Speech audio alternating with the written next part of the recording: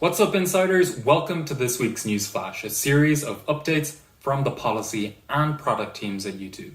Let's get into them. First up, let's discuss an experiment specific to potentially inappropriate comments. As you may remember, back in 2017, YouTube launched the ability for channel owners to hold for review potentially inappropriate comments.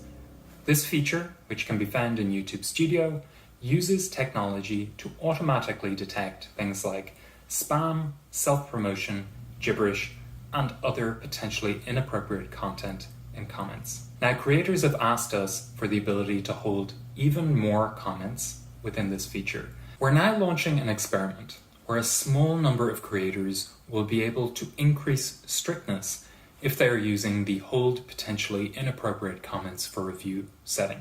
The increase strictness setting will allow creators to hold more comments for review by applying a stricter threshold for what is determined as potentially inappropriate. This feature is off by default, and only channels within the experiment will have access. If you are in the experiment, you can access this feature by going into YouTube Studio, clicking on Settings, Community, Defaults, select Hold Potentially Inappropriate Comments for Review, and choose Increase Strictness. And of course save. Let us know if you have any feedback. Next up, let's discuss a launch. This one's called Videos Contributing to Audience Growth. Now, back in September, we launched an experimental card within YouTube Analytics on desktop that shows creators which videos are helping to grow their audience. Videos were shown in descending order based on how many new viewers return to watch more. And the good news, the fact that this is launching to 100% of creators. So, take a look at this card within YouTube Analytics and leave us any feedback you have in the comments below this video. Next up, let's discuss another launch.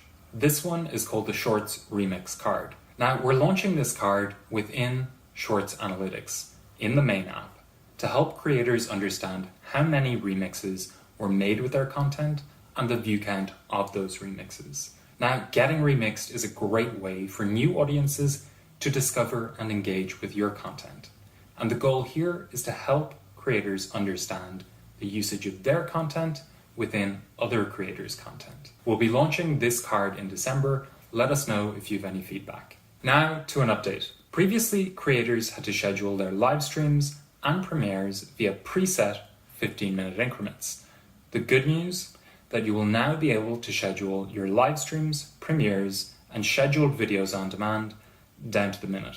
Next up, let's discuss Campaign. This one is specific to channel memberships and supers. In an effort to boost awareness among viewers who may not be aware, we're running an ad campaign in December specific to channel memberships and super products like Super Chat and Super Stickers at no cost or effort to creators. What's the goal? Well, ultimately, it's to educate viewers on these products so they know ways in which they can support their favorite creators, like you.